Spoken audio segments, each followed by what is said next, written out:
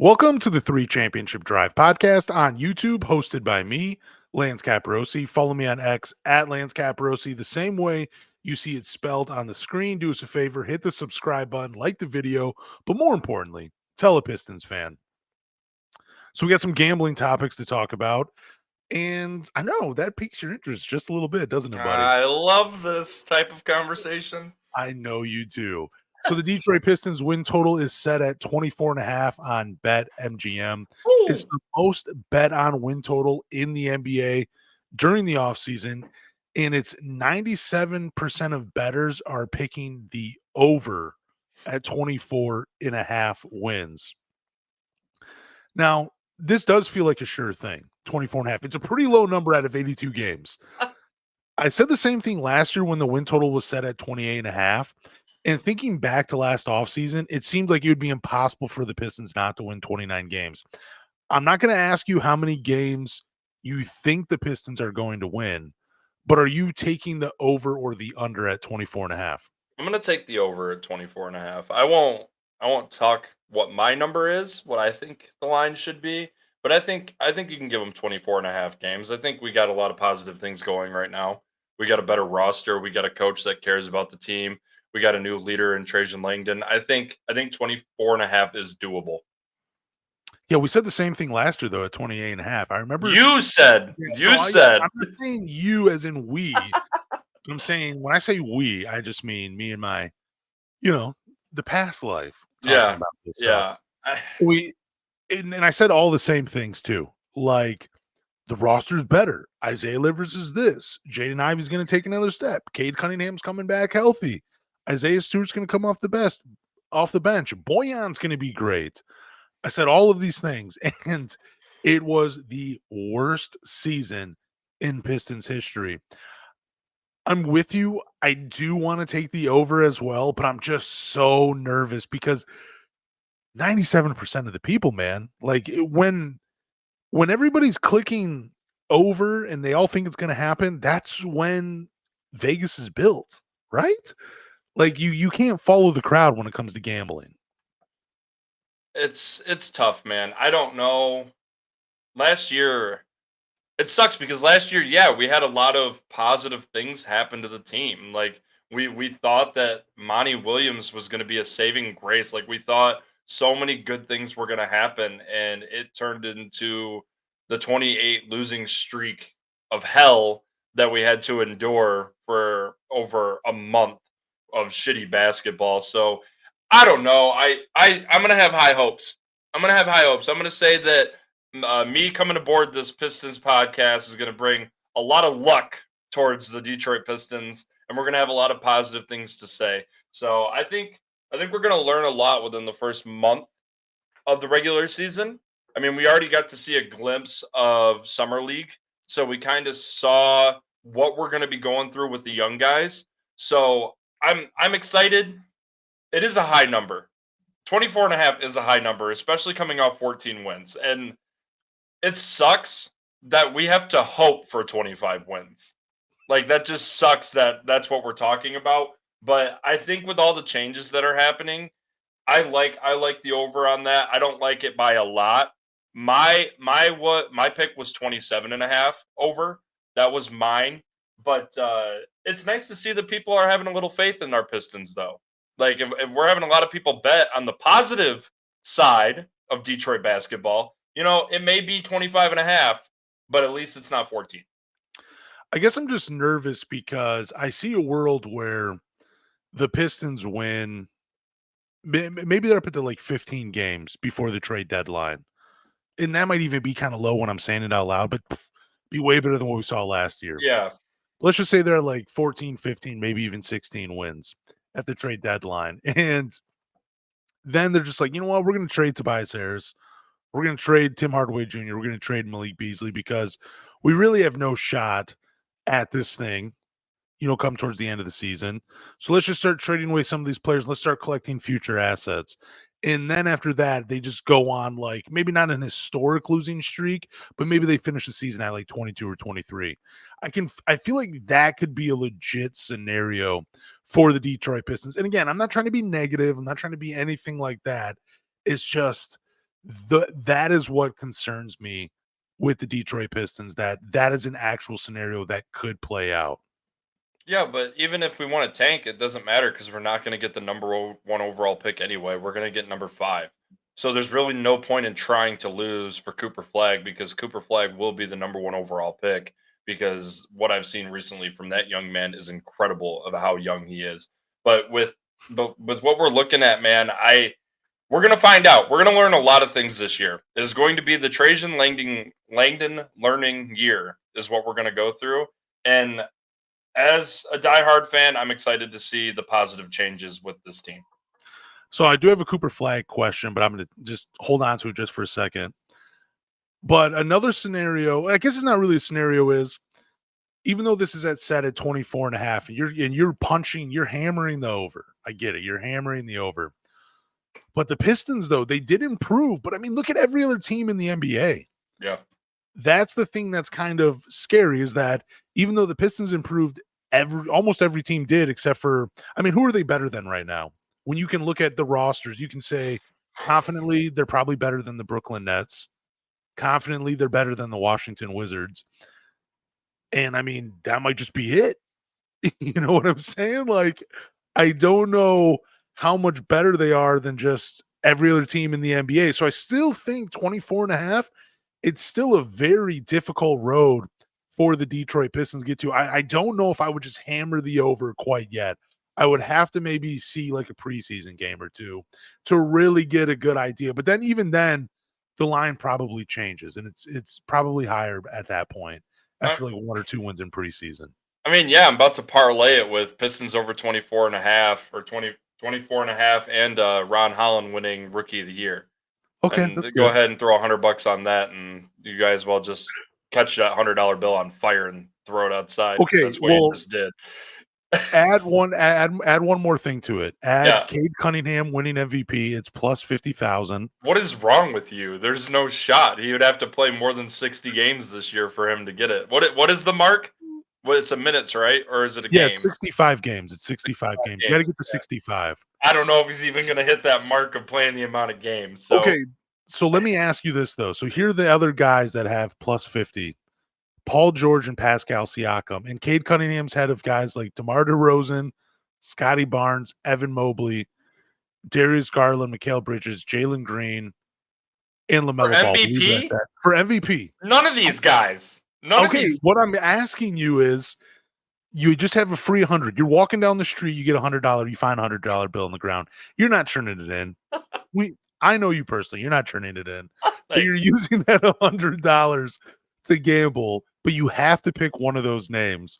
Who are you picking out of those names? Who you think you're like, all right, you know what I mean? It's not a complete waste of $100. There's a slim chance that this might happen. Well, I can't pick Paul George for MVP because he's playing with Joel Embiid. That's not going to happen. It's not going to happen. Pascal Siakam is definitely doable for an MVP, I think, but he plays with Tyrese Halliburton, which is also one of the best point guards in the NBA. So if you're going to throw $100 on this whack ass bet that you're making me do, I guess it is Cade Cunningham because he is the best player on the Detroit Pistons.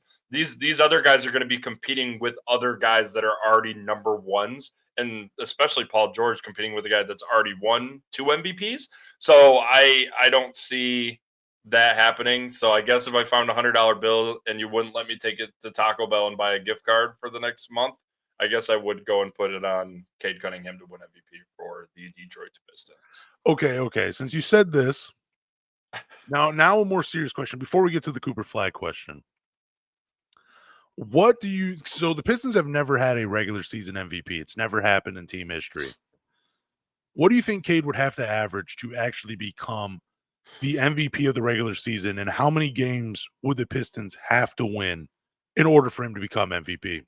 God, that's a tough question. It is, but it's fun to talk about. Like, I mean, if we're gonna just maybe compare him with other past MVPs with just stats, I mean, I think he has to almost damn near have a triple double. Like he at least maybe 32 to 33 points a game.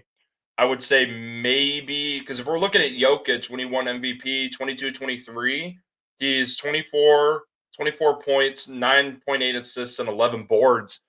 Like He has to have I think he has to make up where he's gonna lack in rebounds and scoring. So I think he's gonna need at least 32 and a half to 33 points a game, around 12 assists and maybe 7 boards. And the Pistons, dude, the Pistons have to win at least 40 games, 35 or 40 games. Like you have to be irrelevant. You're not gonna unless Cade's gonna go out and drop 50 every single game. I don't see anything changing. But his stats have to be absurd for him to have a shot because this team overall is not going to be a playoff caliber team quite yet. So you're saying that how many wins did you say for the Pistons? I'd say between 30 and 40. Oof. Yeah, I think Yeah, well, it's a lot. I Are you saying more? I'm saying 30 is too low. I was thinking that originally as we were coming home today, I was in the car and I don't know, we were talking about something, but like my mind was going elsewhere. But anyways, I was thinking like, man, how many wins would they have to have? And I was thinking like 32 to 35 and maybe like flirt with the play-in. But as I'm looking back on the 2023-24 NBA MVP award, the voting, Nikola Jokic, it was number one. And I don't know. They were like weren't they number 2 in the Western Conference? The Denver Nuggets. Something They like were that. tied. I think they were tied with Oklahoma City Thunder. Yeah, Yeah, and I could be getting it wrong. But then Shea Gilgeous-Alexander was number 2. He averaged 35 and 6 with 2 steals correct. while shooting 34 and 35%. But then Luka, he's averaging 34 points per game, 9 rebounds, and 9.8 assists with 1 steal, half a block, 48 and 38. Yeah, And I'm thinking, if Luka didn't get MVP with those numbers, yeah, there's nothing Cade Cunningham can do. no, Pistons would have to be number 1. They probably have to have the number 1 record in the NBA, not even just the Eastern Conference. They'd have to have the best record in the NBA, and he couldn't average anything less than 28 a game. yeah, He could not average anything and less you than can't, 28. but now the last 5 years, you can't tell me that the MVP has almost been like a popularity contest. Like, yeah, we know Jokic is Jokic. We get it. Like, Jokic is one of the best, but I think the year that when Embiid took it, Jokic should have won it again. If we're talking strictly stats and we're talking wins and losses for overall as a team player, like without Nikola Jokic, Denver is not what they are. And honestly, you could say without Cade Cunningham, the Pistons, well, they suck with him and they'll suck without him. So you're right. Like it's hard to Cade Cunningham will never sniff an MVP top 10 until Detroit starts winning some games. Because we're not getting any looks at anything like that. Like we're getting second and third all NBA team, if that. So you're right. Like Luca had a hell of a year, and Shea is on a different level. Like that's what I want Cade to be like, is what Shea is, which would be incredible. But no, I don't see Cade Cunningham coming close to an MVP until this team is progressively playing better. Yeah, see, I wish we knew really how the writers or the voters voted for these things. I mean, you can kind of get an idea because I mean, when I'm looking at the standings, Oklahoma City and the Denver Nuggets had 57 wins apiece. Oklahoma City was number 1. I think they had the tiebreaker between those two. And then Denver number 2 with 57, then Minnesota at 56. But I mean, like, you're right. Like, if the Nuggets did not have Nikola Jokic, they wouldn't be they'd be a bottom of the barrel team, Correct. even with Jamal Murray and all those guys. Yeah. And that to me is more of the MVP than what we've gotten in years past Yeah. for how they voted. Like, I And feel like they've tried to put other things into it versus just being, let's just look at the teams, let's look at the roster, let's look how it's constructed. And if this guy's gone, how good is the team? Like, I really think that's how you should. But I mean, then again, Dallas, like, if you get rid of Luca, dude, they're a garbage team too. yeah. And even so with Embiid, like we're talking about MVPs on teams, like adding Tyrese Maxey with his extension that he got and Paul George, statistics are going to drop for Joel Embiid, man, because you're just adding superstars to that team. So I don't know how they're going to look at it because I think that wins and losses overall do play a huge factor in it because Cade could average probably 45, 15, and 10, and we could only win 5 games. And you're telling me he won't win an MVP? He will not. That'd be hard to pass up. But he won't. He won't. Like it's so like Luka's proved to us that scoring on a consistent basis does not get you that award like that. So when do you think it penalizes a team? Because you look at the Boston Celtics, 64 wins, and dude, Jason Tatum, he had a pretty good year for the Boston Celtics, and he was getting almost no love, it seems like. I don't even think he was top 10 in MVP voting, but he averaged 27, 8, and 5, shooting 47 and 37% from the three-point line. And those were kind of numbers that I was thinking, man, if Cade put up there, maybe with more assists, I was thinking maybe like 9. I was thinking, that's pretty good. Oh, yeah, Jason Tatum finished 6. That's my bad right there. But those are pretty good numbers on the best team in the NBA that ended up winning the championship. And it's like, so is it just when people want wins and losses to matter in this conversation? Or where is the fine line where you're looking at the Boston Celtics and you're like, Jason Tatum can't be MVP because the team is just so stacked. We have to cancel him out. I don't know. It's pretty stupid. It's so hard to put that award together.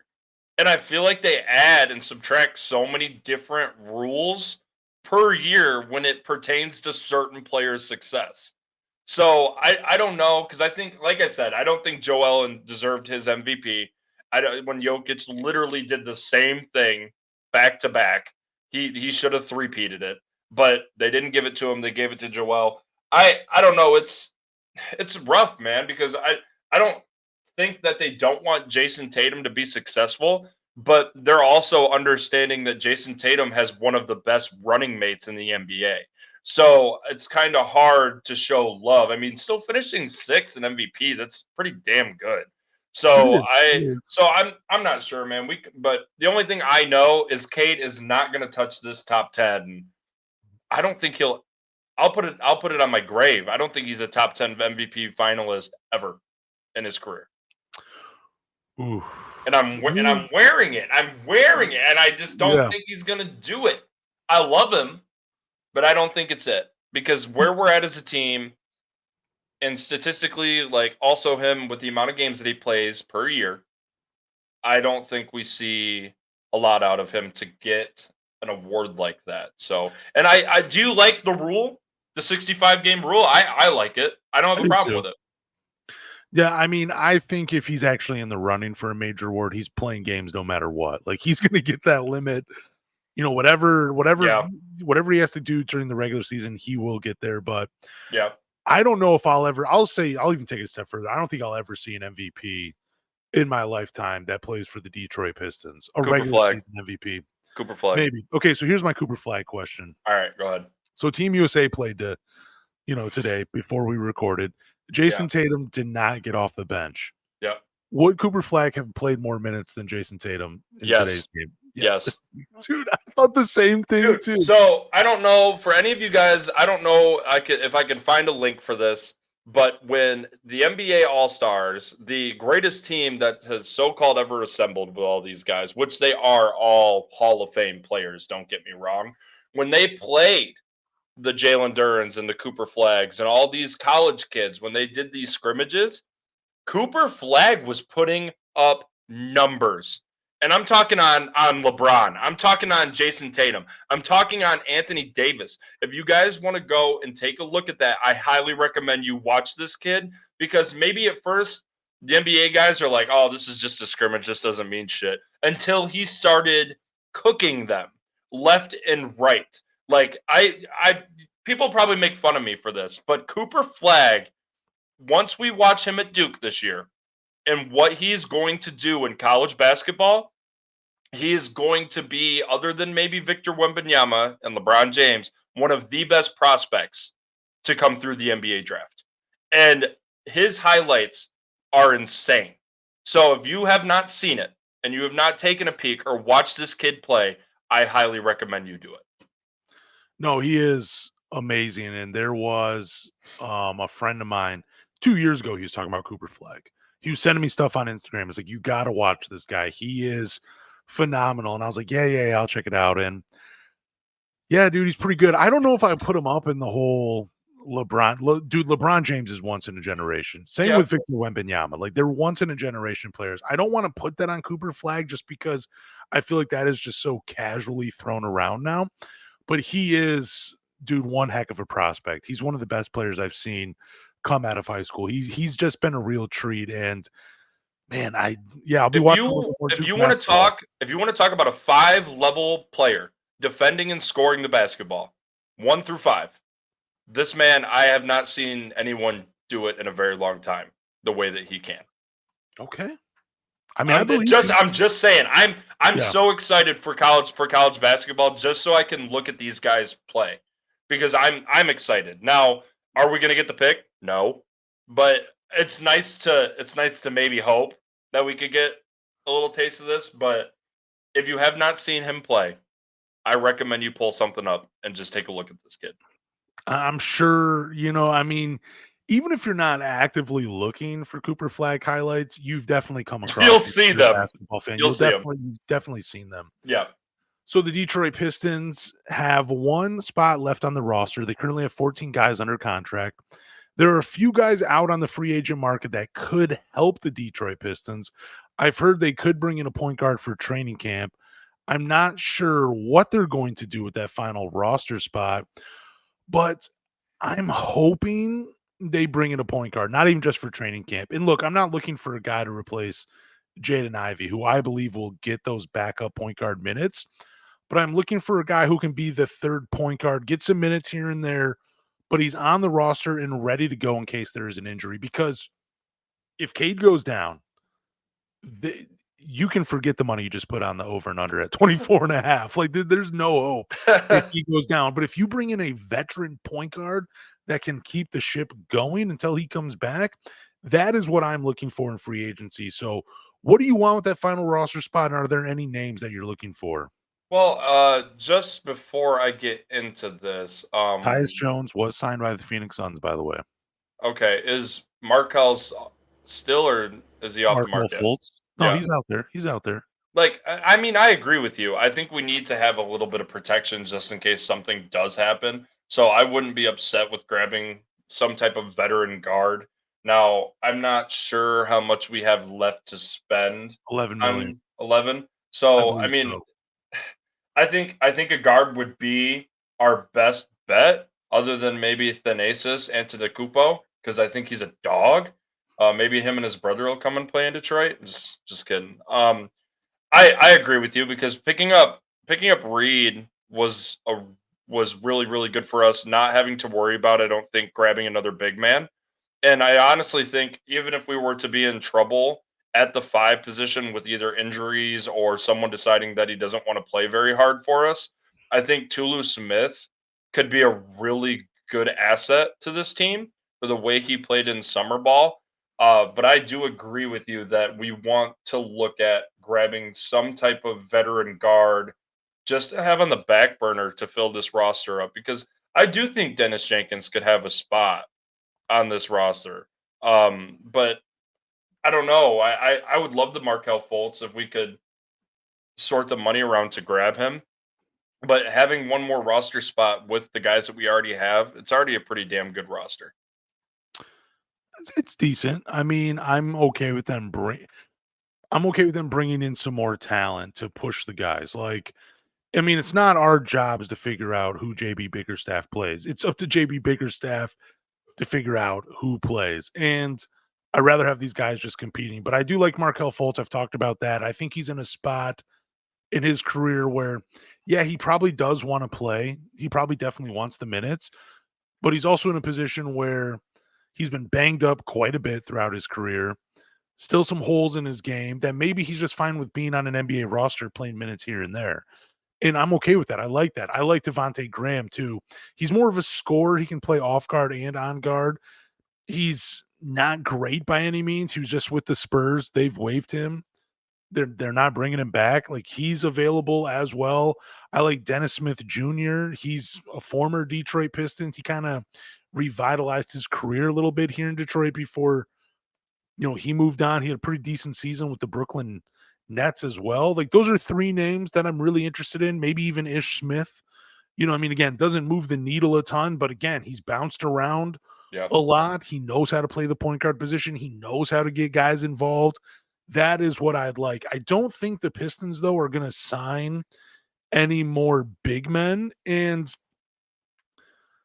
I just don't see them bringing in a center to replace Jalen Duren. I know you and I have talked about that a few times, but they just hired Vitali Potapenko, hopefully I'm saying his name right, who has a reputation for player development, and he's a former big man that played 11 years in the NBA.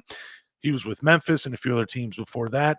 But signing a guy, a former big man that played 11 years in the NBA, who has a reputation for developing players, that tells me the Pistons are all in on Duren. They're investing in him, and they believe he can be the answer long term.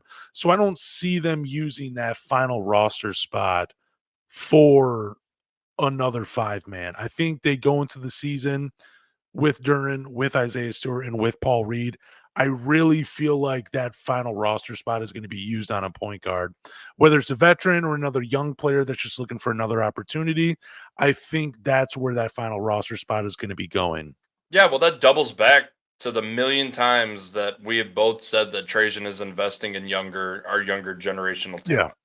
talent. And there's nothing wrong with that. Like, let's build with the blocks that we have. There's no reason to ship it out. Duren's not a bad player. Like, Duren is not a bad player. I know last podcast we made him look like shit, but he's not a bad player. If they can put the right pieces around him to get a lot out of him for motivation and just defensive ability, and protecting the rim, I think he's still going to be I think he'd be like a top 10, top 15 starting 5 in the NBA. So I think we're good where we're at, and I agree with you. I think if we pull some type of guard for a little bit of more leadership, just to have a backup plan with Cade, and then maybe give Ivy a little more freedom on some other different type of roles, with him coming off the bench, I think that would work out best for them. Now there are rumors though for Isaac Okoro, played with JB Bickerstaff last year for Yeah, Cleveland. He's another wing player. I believe he shot 39% from 3 on 3 attempts. So lowish volume, but he increased his three-point percentage every year from his rookie year. More of a 3 and D type. yeah, I'm not against them saying, "Hey, the point guard position's fine. Let's bring in another wing to push these guys." yeah, He still is relatively young. I want to say he's 23. Yeah, he is 23 years old. I'm okay with an Isaac Okoro for the Detroit Pistons. I would much rather have a point guard, but if you're comfortable with the point guards they have on this team and you're comfortable with Jaden Ivey being the backup too, even if it's only like 12 minutes a night, that's fine. You're going to have Cade running the show most of the time. And if you're comfortable with Marcus Sasser being that third point guard in case an injury happens, again, that's fine. I don't love it, but if yeah. you if those are your reasons saying, yeah, we're going to bring in a guy like Isaac Okoro, totally fine with it. If I'm gonna I'll be trust the process. if I'm gonna be honest, I wish they would have signed Isaac Okoro over Tim Hardaway Jr.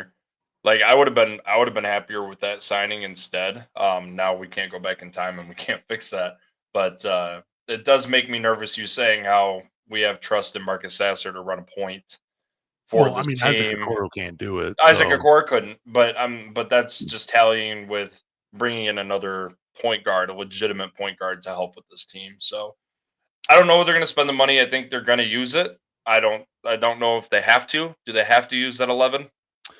I don't think they have to at this Okay. point. I think they're pretty good. I don't know everything about the salary cap. We can talk about it on a later episode, but I think as of right now, they're pretty good. Like, I think you can go in with 14 players and you'll be fine. And Okay. obviously, you have an open spot, so you can bring in maybe someone for training camp and see what happens. Yeah. But With the roster with where it's at, I think the only thing missing is another premier type point guard that has experience running the show. Because like we even saw when we were watching Summer League that Bickerstaff wants Marcus Sasser to be more of a lead type point guard. He wants him to be able to dish the ball instead of go and create his own shots. He wants him to be more of a floor general. They interviewed him and they talked to him about that. And I don't know if Marcus Sasser's that guy. And that does concern me. So maybe bringing in someone that does have that ability, maybe will work better for this team.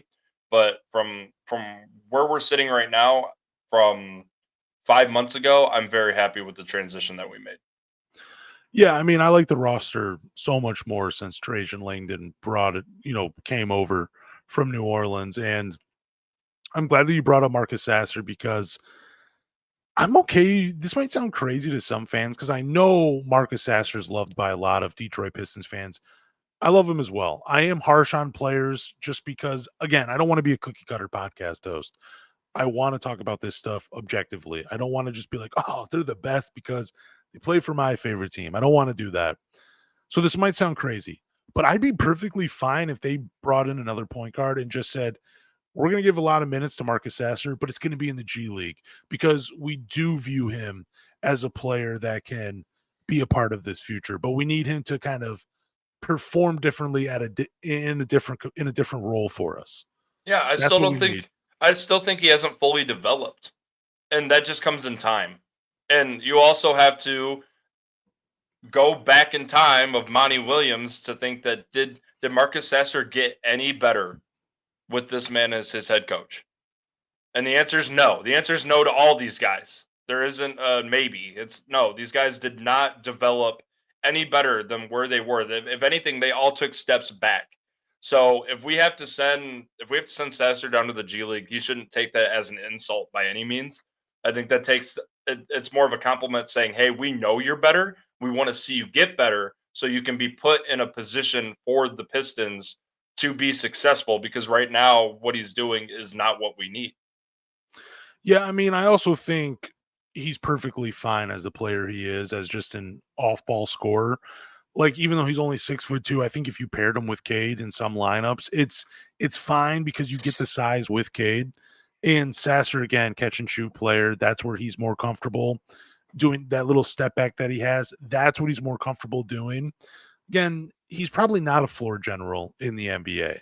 That's just it doesn't really seem like that's his calling card. Yeah. But as a scorer that could give you 8, 9 points a game and give you decent 3-point shooting, yeah, he could play 10 years in the NBA and get some nice paychecks doing that.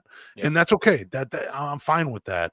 But for this season, particularly, I would like them to bring in a point guard at some point, because there's going to be a lot of smoothing out with this roster as the season goes on. And really, Cade at this moment is your only true point guard on the roster. So I don't know if you want to talk about this, and because I mean, summer league's been over. I mean, like, do you think it's worth? And I'm asking you this on the podcast. Do you think it's worth to do some summer league grades for some of these players, just like 3 players? We can if you want. Okay. Let's run it. That's fine. All right, all right, all right. So here's how we're going to do it. We're going to grade players on performance versus expectations. We're not going to grade guys like Dennis Jenkins and Tulu Smith because I really had no expectations for those guys. Like, I just did not. I'll be honest, I didn't know who really either of them were until they were.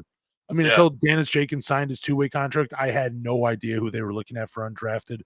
players, and he surprised me. I mean, he could have averaged 8 points per game. I would have been like, "Whoa, Yeah. mind blown." Yeah. This guy is awesome.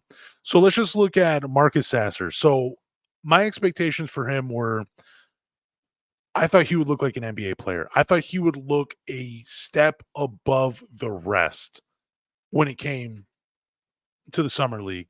And he did have some good performances. I think he had 8 assists one game, 25 points one game. I think he had like 5 steals and blocks in one game. Again, doing it from memory, not really sure. But my grade for overall summer league for Marcus Sasser, and this might be kind of low, but I'm going to say a D plus to a C minus for Marcus Sasser, just because I did have high expectations for him, and the performance did not meet the expectations.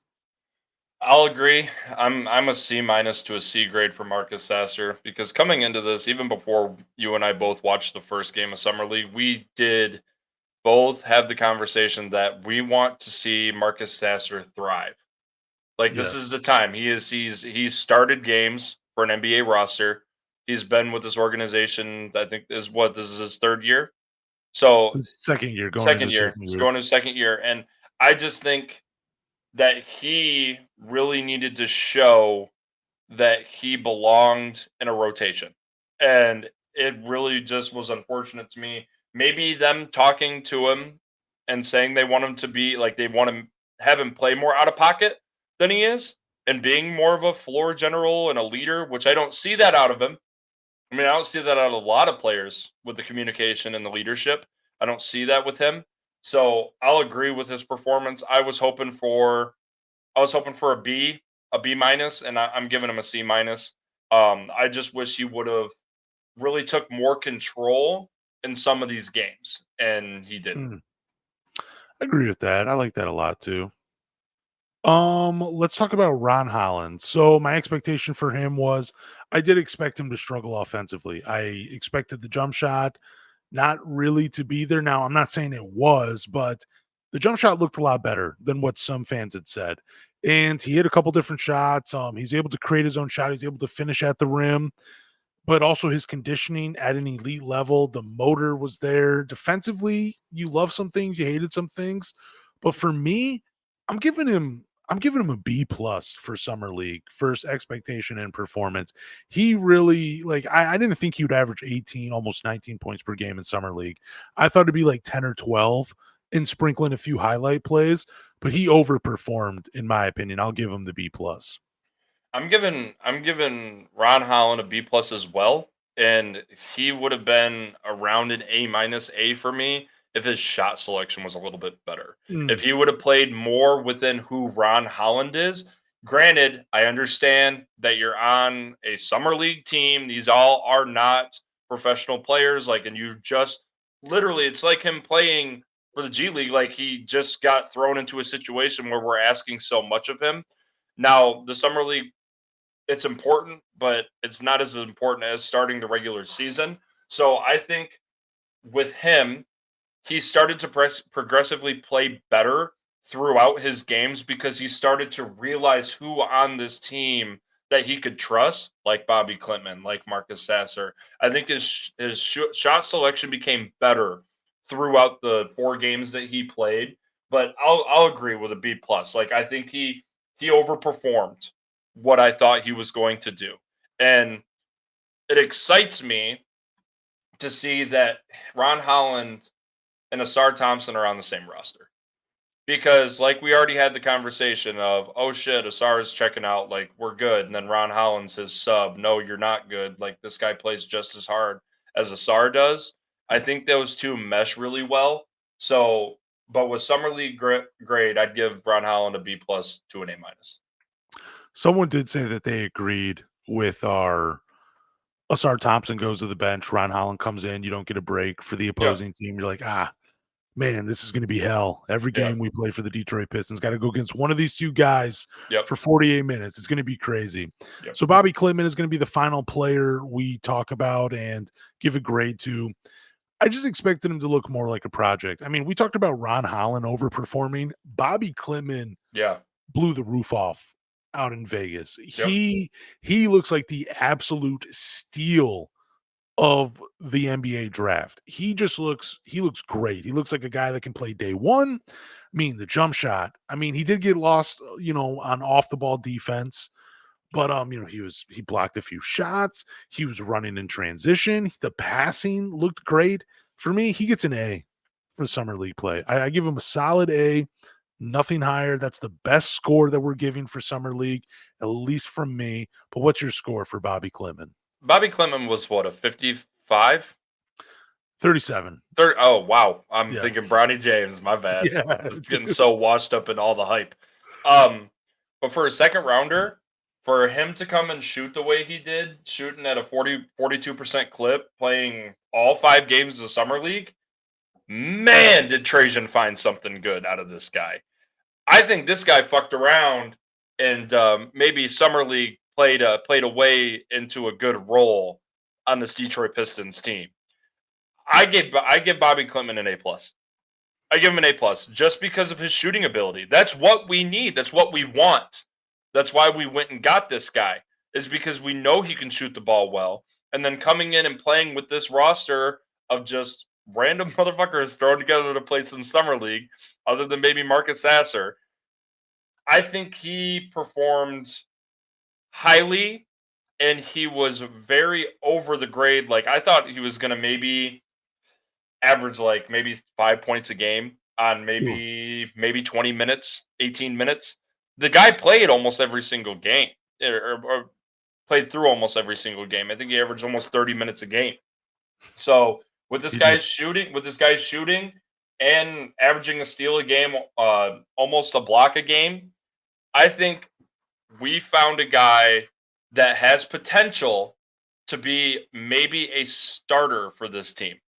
And you might think I'm crazy for that, but I think he might play his way into a good role for this team because we have been missing a guy like Bobby Klintman that can play the four position, can move the way he can move.